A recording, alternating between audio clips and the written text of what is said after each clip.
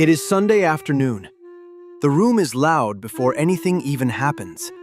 Someone has already raised their voice.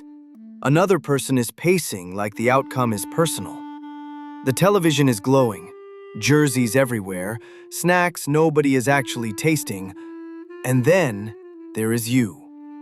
You are sitting there, watching the same screen, hearing the same noise, surrounded by the same people, and nothing is happening inside you. No tension, no surge, no instinct to shout. Just a quiet, slightly uncomfortable awareness that something important is happening for everyone else and it is not reaching you. A ball moves a few feet in the wrong direction. The room explodes. Someone grabs their head. Someone slams the table. Someone starts yelling at the referee like the man personally ruined their childhood. You look around, confused. Not judgmental, not impressed. Just confused. For a brief moment, a question forms that you rarely say out loud.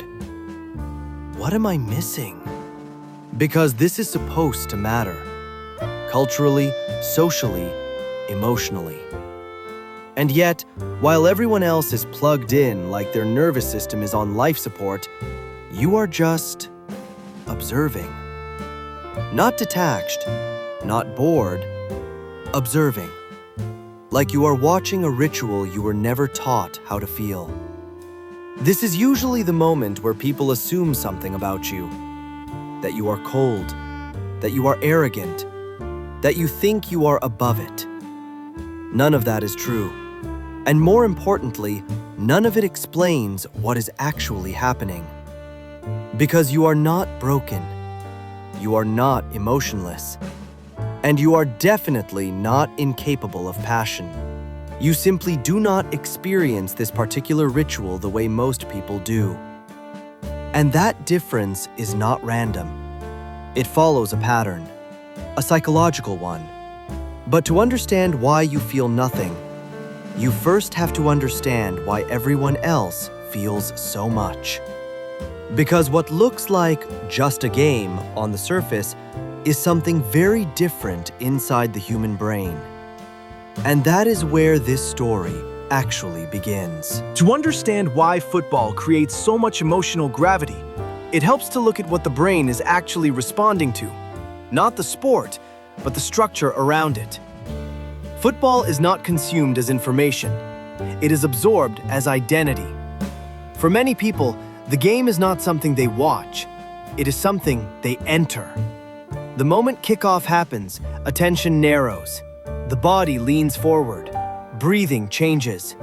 This is not conscious. It is automatic. The nervous system interprets what is happening as a collective event with consequences. Not logical consequences, social ones. Belonging is being reinforced in real time.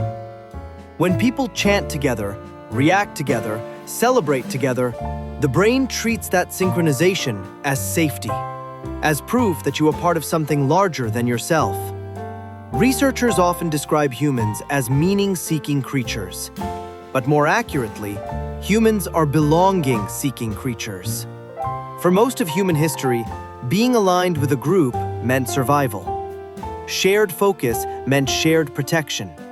Shared emotion meant shared trust. Football recreates that structure in a modern, symbolic form. Colors replace flags. Teams replace tribes. Rivalries replace borders. And the brain does not care that it is symbolic.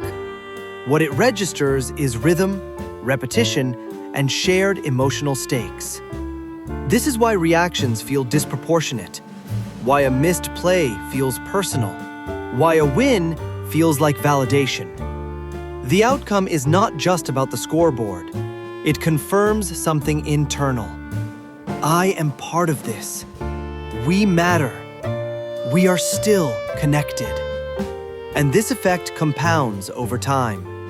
The same rituals repeat every week. The same emotional arcs play out. The same social language gets reinforced.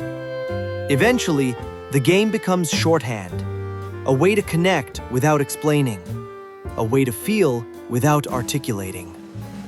In many environments, football becomes the default emotional meeting point, a place where enthusiasm is expected and rewarded. And for those who are wired to respond to that structure, it feels natural, effortless, almost necessary. But this is where the divergence begins, because the same structure that pulls some people in quietly leaves others untouched. And that difference is not about intelligence or taste. It is about where the brain chooses to invest meaning. And in your case, that investment never happened. Which raises a more interesting question. If your nervous system did not lock on to this ritual, What did it lock onto instead? That answer changes everything. Here is the distinction most people never hear. Emotional intensity does not come from exposure. It comes from investment. Football only activates the nervous system when the brain has placed something of itself inside the outcome. Identity, belonging, personal meaning. And for you, that placement never happened. Not because you rejected it, not because you analyzed your way out of it, but because your brain did not register the signal as personally relevant. This is not a lack of emotion. It is selective allocation. Your nervous system does not escalate without a reason. Where others experience anticipation, you experience observation. Where others feel suspense, you notice movement. Where others feel loss or victory, you register change without attachment. This is efficiency, not emptiness. Emotional engagement requires a psychological yes at some earlier point. A moment where the brain decides, this matters to who I am. Without that decision, the system stays neutral. That neutrality often develops quietly and early. For some people, football was never tied to bonding. It was background noise, not connection. For others, the environment surrounding it was overwhelming. Too loud, too charged, too demanding of reaction. And for some, meaning formed elsewhere entirely. In ideas, in creativity, in solitary focus, in depth rather than synchronization. Your brain learned to attach significance in places that did not require collective emotion. This creates a specific psychological orientation. You tend to value internal coherence over external excitement. You respond to clarity rather than intensity. You are less susceptible to emotional contagion. And this shows up in recognizable patterns. Some people who do not watch football simply feel indifferent. There is no resistance, only absence of pull. Others feel overstimulated by the environment around it. The noise, the urgency, the emotional demand feels invasive. Others quietly resist the expectation itself, the assumption that enthusiasm is required, that silence needs justification. Different paths, same result. Your brain never placed a bet, and without a bet, there is no emotional swing. But this difference does not stay confined to how you experience games. It shapes how you move through social space. Because when a culture revolves around a shared ritual you do not participate in, distance forms, quietly, unintentionally. And that distance has consequences. Not because you are disconnected, but because you are oriented toward belonging differently. And this is where the social cost begins to appear. This difference becomes most visible in social spaces, not during the game itself, but after. Monday mornings, office kitchens, barbershops, family gatherings. Someone asks, "Did you see the game?" It is not really a question. It is a signal, a low-risk invitation into shared belonging. When you do not have an answer, the pause feels heavier than it should. Conversation continues without you.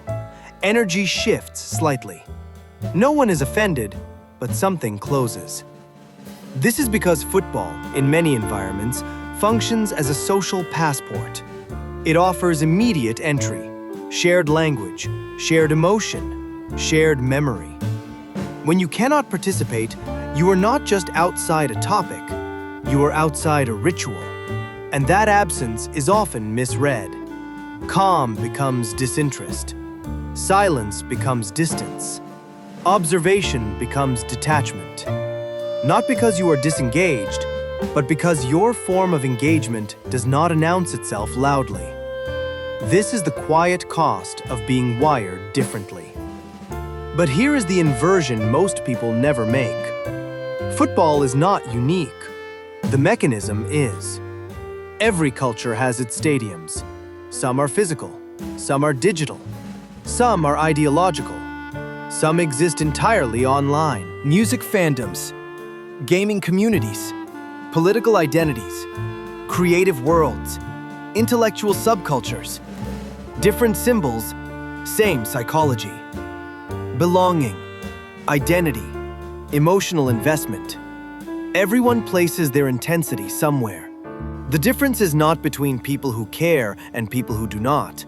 It is between people who synchronize publicly and people who attach privately. Your nervous system simply chooses depth over spectacle.